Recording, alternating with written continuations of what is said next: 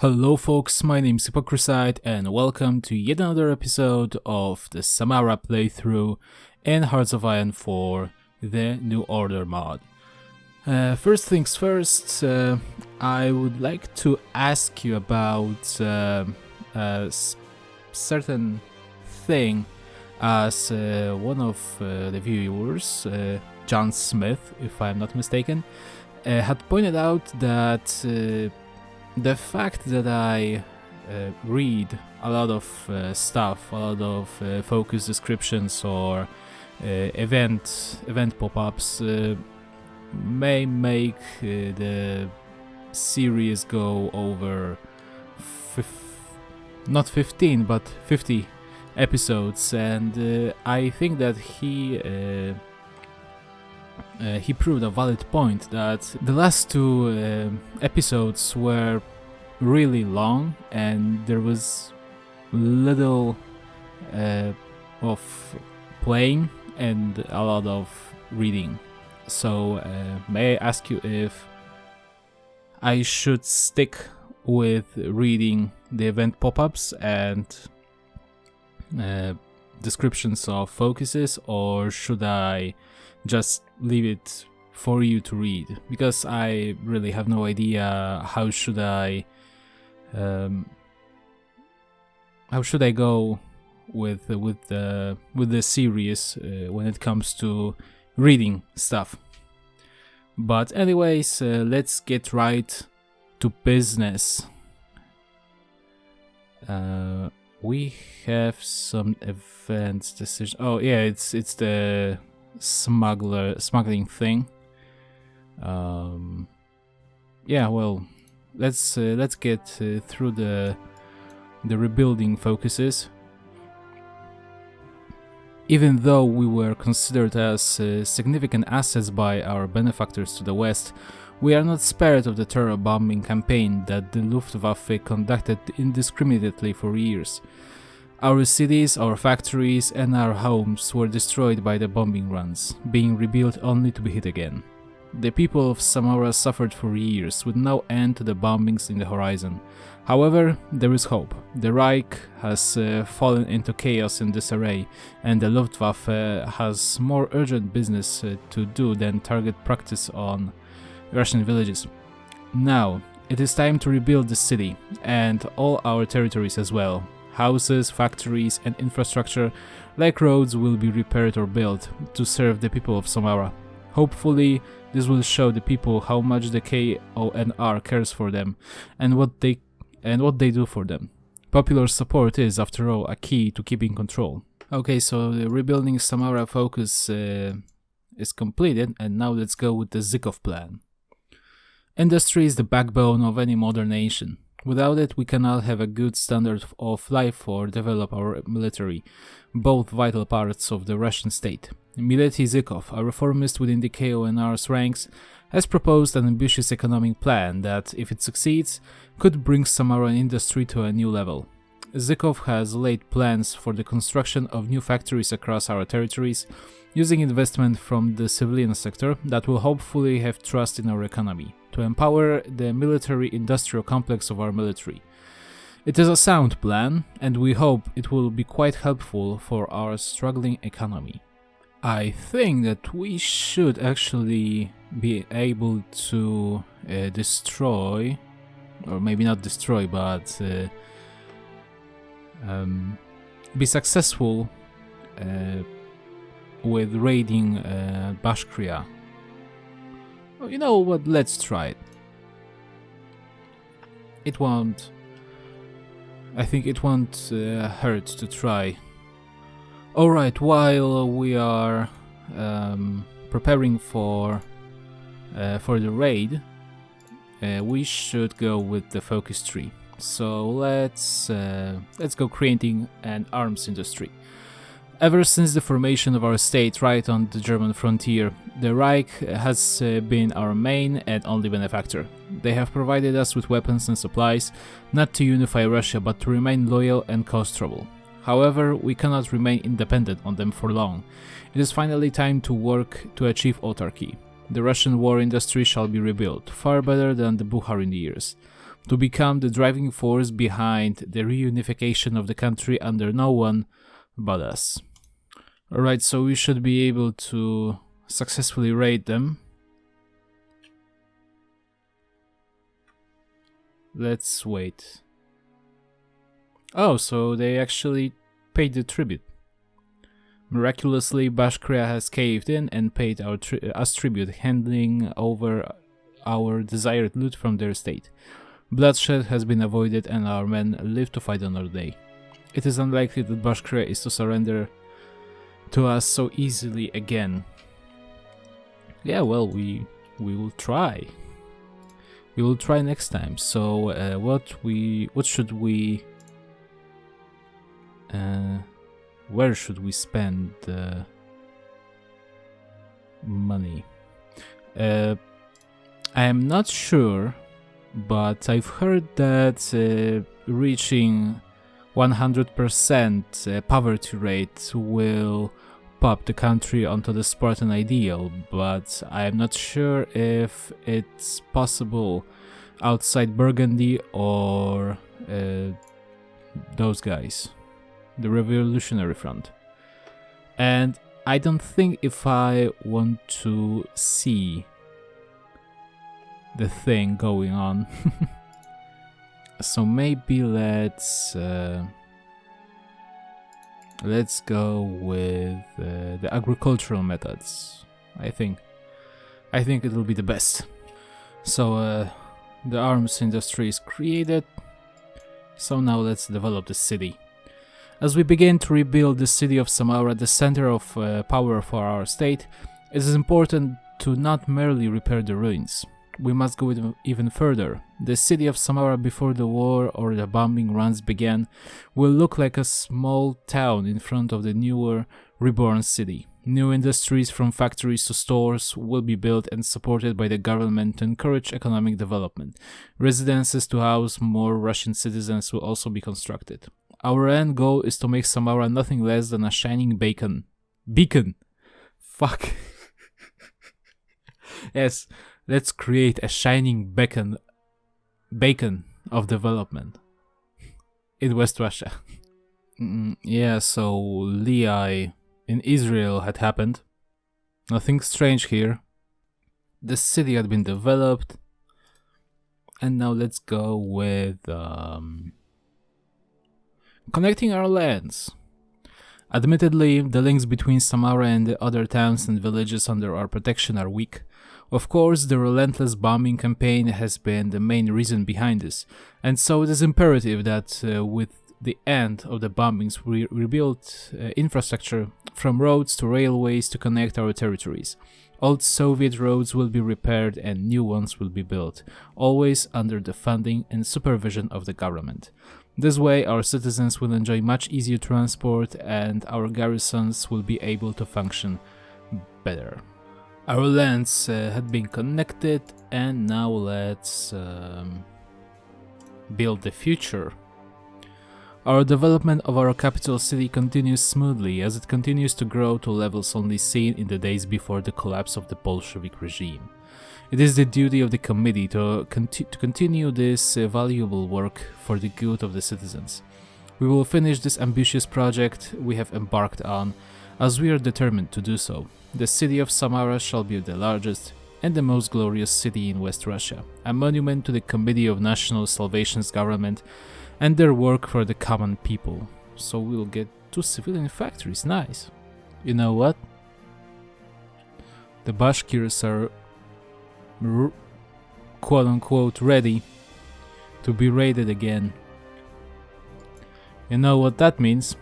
Okay, so the Madagascar thing happened. Well, alright then. Let's start. And what will happen next? Oh, so they refused. As is expected, Bashkria has told us that they reject our offer and are ready for battle. We must ready our men to prepare for the fight. Alas, bloodshed is sometimes unavoidable, and we must prepare for what is to come. If they aren't going to cooperate, this time we take the loot from Bashkria by force. It's Bashkiria. Alright. Sorry.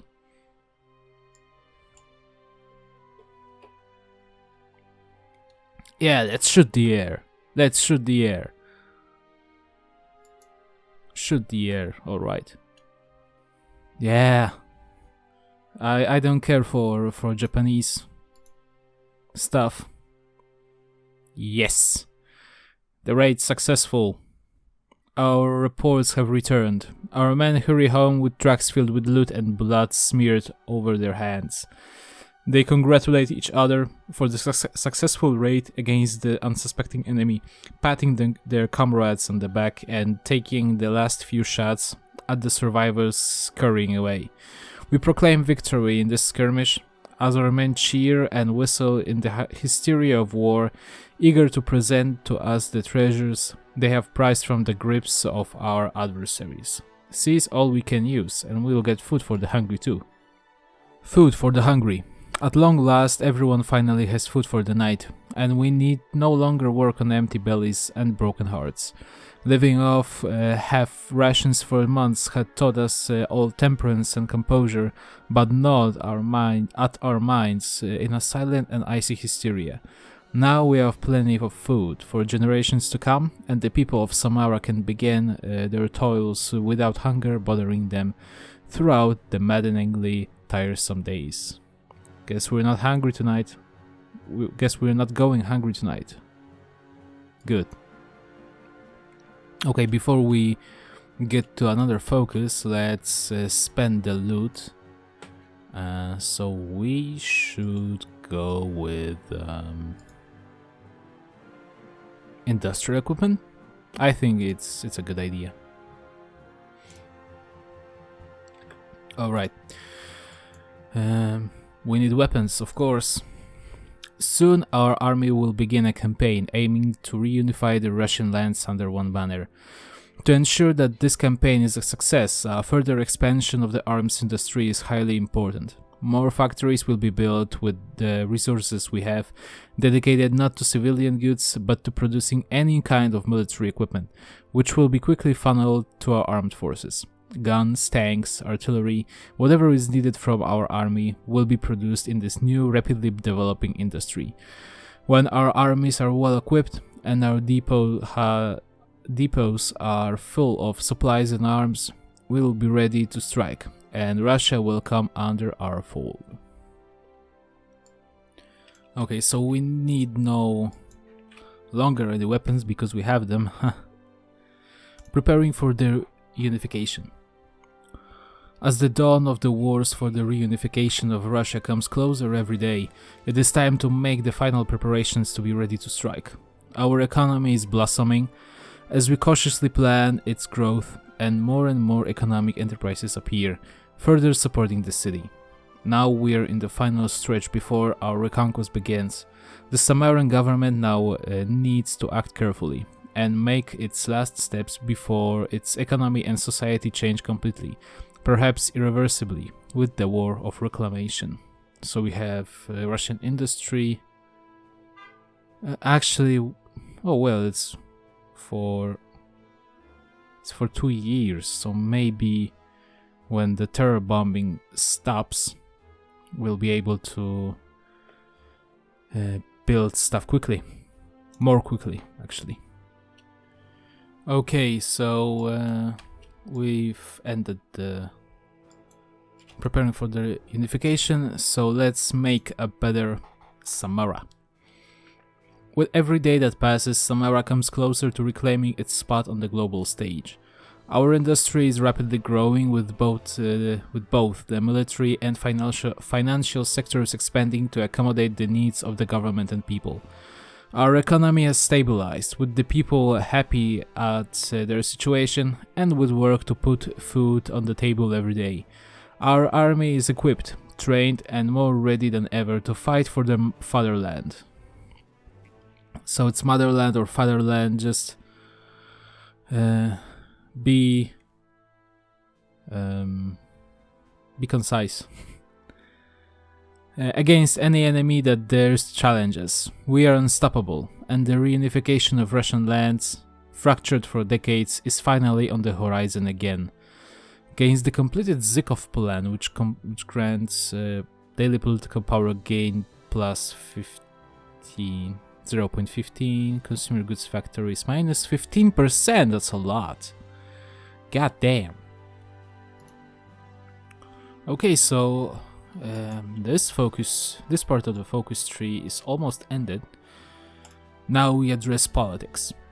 Finally, the economy of Samara has been improved and stabilized to an acceptable point. However, while this problem might soon be solved, there is another issue to be settled. Theoretically, the sole governing body of our country is the KONR, a unified committee dedicated for ruling Russia. However, the reality is far from there. Numerous factions compete for control within the committee, each with their own ideas and goals for Samara. Now, it is time to bring an end to this. We must end the divisions and fractures within the committee, and either manage to cooperate with other factions or eliminate them from a position of power. And I have no idea why this gives us the research bonus for electronics, but I'll take it. Okay, so now the politics have been addressed, and now we should go with the voice of reason. In the ensuing political confrontation, Mileti Zykov, the ideological voice of the committee and the passionate adherent for democracy, achieved the goodwill of the venerable Chairman Vlasov and rose to the ranks of the second man in the KONR.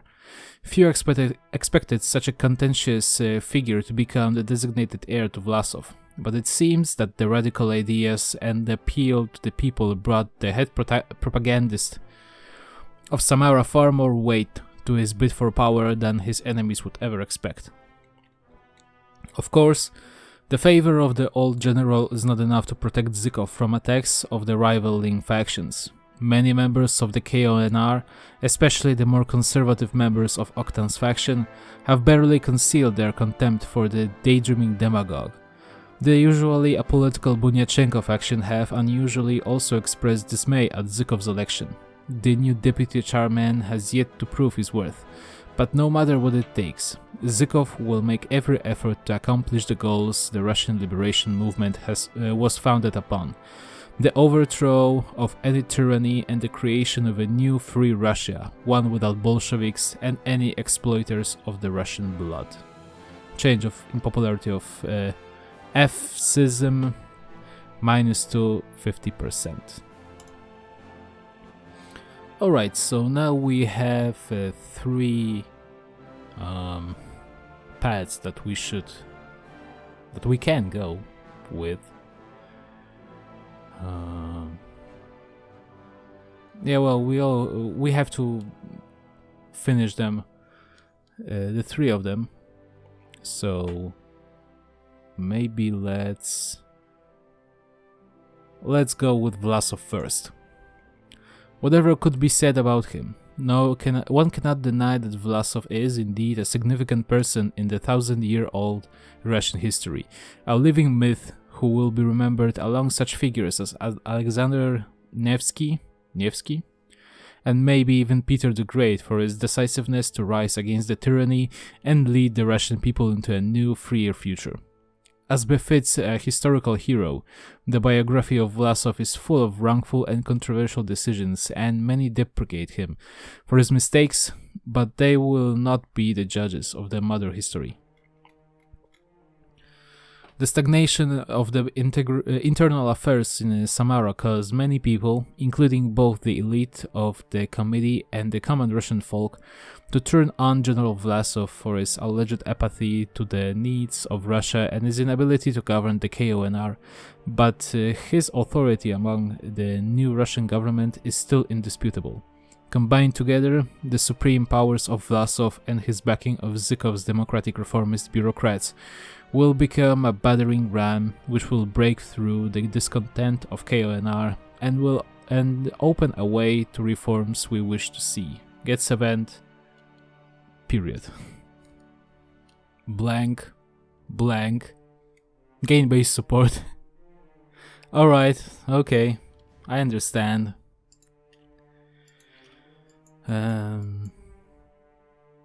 So maybe let's go with this path for now.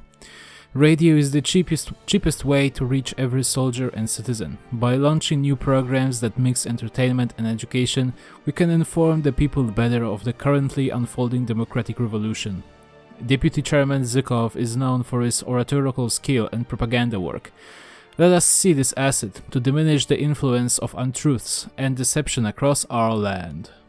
ROA over the airwaves, which grants recruitable population 5% and ideology drift defense. Okay, so we have the radio now, and let's go with the renewed spirit. A cautious optimism has descended on Samara. Has the ROA always been this popular? Of course it has. Why then there are memories of Chairman Vlasov being hated? Vile rumors caused by the actions of vile underlings that have long been judged by the renewed ROA. Like a good Tsar led astray by his wicked boyars, Vlasov has come to dispense justice and help the people of Samara. Of course, only a gullible minority preach this message. For the rest of the population, the ROA has simply managed to emerge from its stagnation after the end of the German bombings.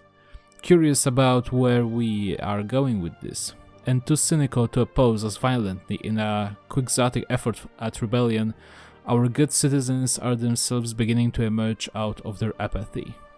So we have actually... wow, that's a lot of manpower. It will remove the turncoat general, and this will increase civilian morale by a large amount. So what the... okay, so the turncoat general actually is harmful. Very harmful. So let's go with it. Okay, so Vlasov Pass has been finished, so now let's deal with Bunyachenko. General Bunyachenko and his fellow officers do not oppose us with the same virulence as Oktan and his clique does. However, our program is still unpopular with the officers. Many accuse us of selling out the hard-working men of the ROA for ungrateful rabble that has done nothing but depict us as cowardly collaborators. Fortunately, we have reason to think that there is still some honor and patriotism among the officers outside of Oktan's group. The officers' clique and Bunyachenko agree with us that we need at least a little bit of popular support if we are to succeed. We must convince them that offering a democratic Russia is the best path forward. Alright, so Bunyachenko has been dealt with.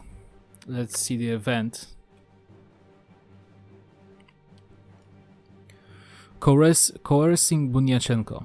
Mileti Zykov and a number of his more prominent allies sat in one of the many formal conference rooms in the governmental buildings that dotted Samara. Now that he had begun to secure power, he knew that he had to address one of the two elephants in the room, Sergei Bunyachenko. The mouthpiece for the officers, Bunyachenko had been one of the potential successors for Vlasov, meaning that he held enough clout and influence to pose a real threat to Zykov's plans. They had scheduled an impromptu meeting with the general, but he was running late. The doors creaked open as Bunyachenko stepped through them. His uniform was disheveled, and his eyes were bloodshot. It looks as if he had been drinking, at the very least last night, if not this morning as well. Good morning, I apologize for my tardiness, Bunyachenko started. I had lost track of time while Zykov interrupted. It matters not. We've called you here because we want to discuss your future with the Russian Liberation Army. Bunyachenko's eyes widened.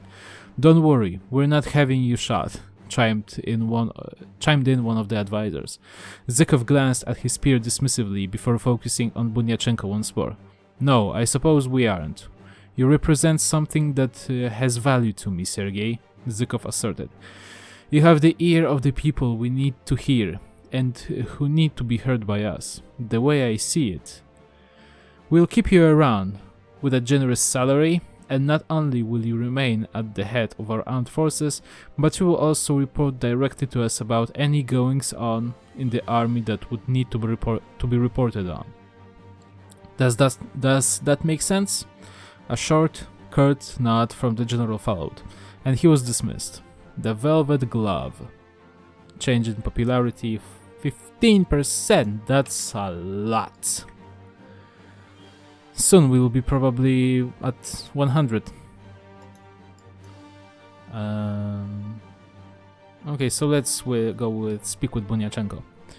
General Bunyachenko has long been the mouthpiece of the Officers' Committee. However, it is suspected that his apathy hides secret dreams of a renewed Russia, one able to punish the Germans and Bolsheviks both. Even more important in his influence within the officer corps, as his years of dedicated service have made him popular, non-controversial figure.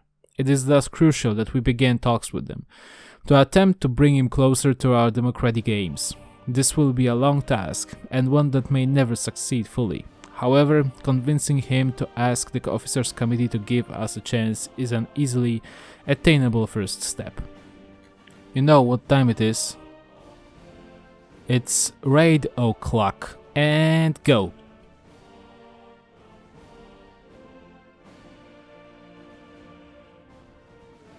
Oh, the tribute has been paid. That's nice. Okay, so let's spend the loot on something.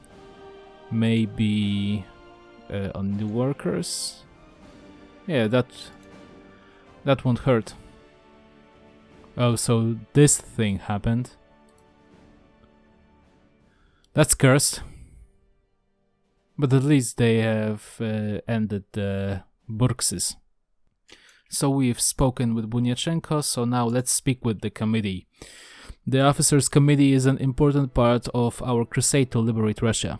The officers themselves hate the communists and Germans for getting us in this mess. Why not appeal to their patriotism as well as to their ambition? While it is true that our plan is to eventually give back some power to the common man, the officers of the HOI will still be better off as respected elder statesmen of a strong unified Russia than as petty kings of a backwater military junta. Surely, it is an acceptable trade. Yes, I think so. Okay, so the committee has been spoken with, and so I thought that my tongue is actually cooperating. Bureaucratic allies. We know not if Bunyachenko or our other officer contacts upheld their end of the bargain. What is known, however, is that cooperation with the Officers' Committee has been going a lot smoother recently. It is now time for this cooperation to trickle downward and reassure the men that Zykov will lead them to honor, glory, freedom, as well as a decent salary bonus. After all, a poorly organized and motivated army is no army at all. This will increase military morale by a large amount. Nice. Alright, so we've ended this part of the focus tree. I mean, this path of Bunyachenko, so now let's deal with Oktan.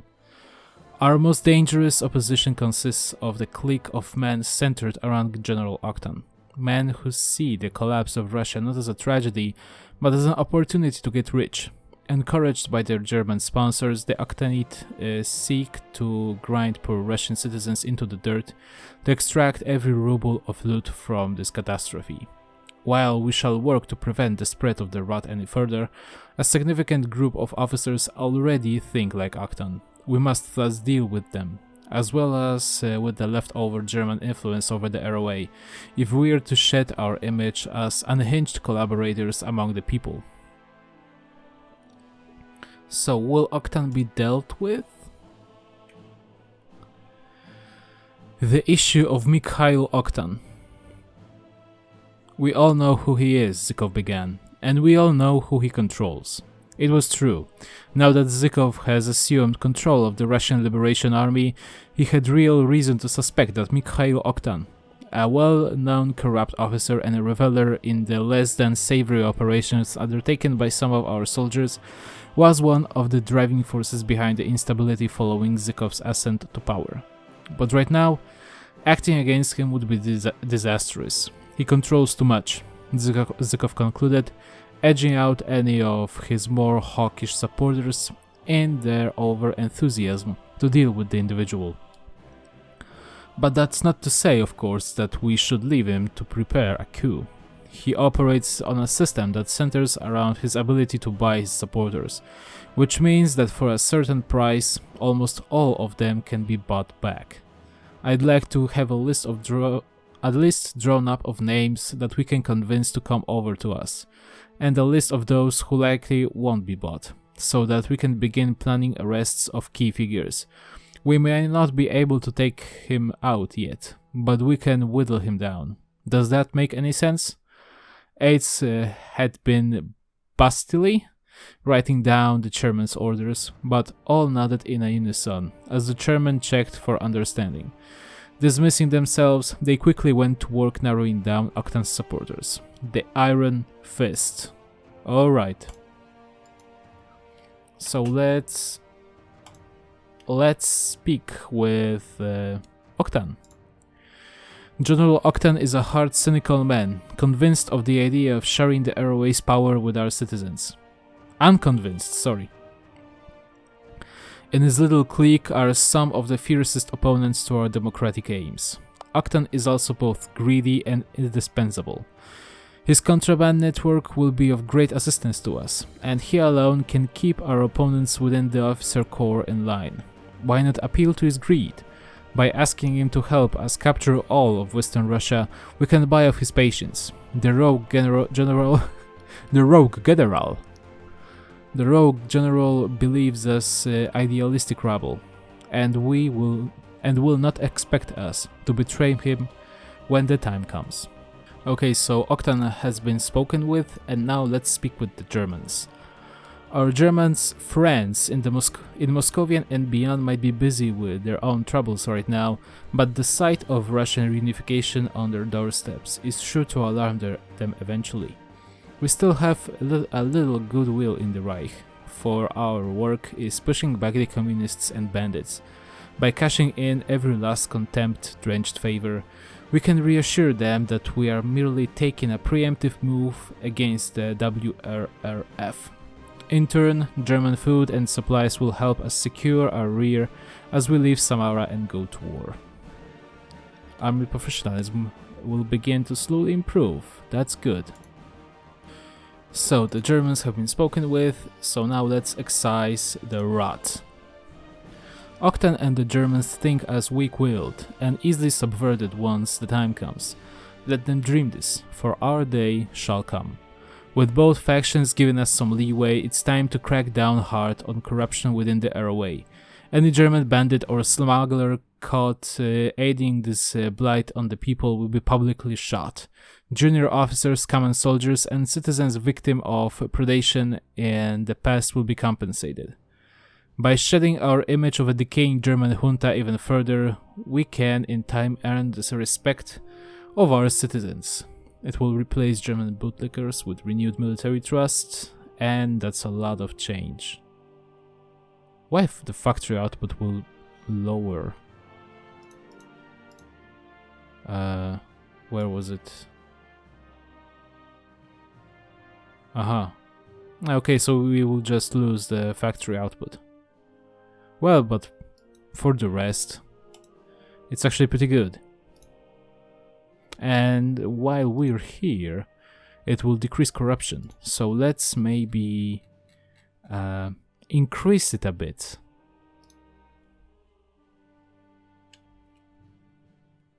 Oh, whoa, what happened? Oh, alright. So by expanding the smuggling network, we will be able to decrease corruption. I haven't known that.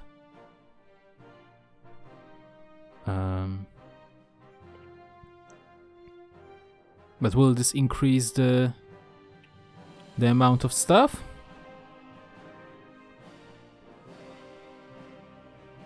Okay, so that had risen. You know, the dad. But yeah, let's get with this stuff. Look, luxury goods for officers, luxury goods for civilians. Well. Okay.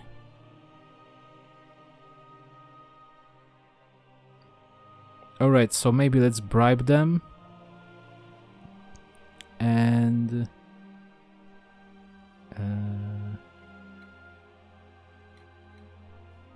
contact the German soldiers. Whoa, that's that's a lot of decisions right now. But will it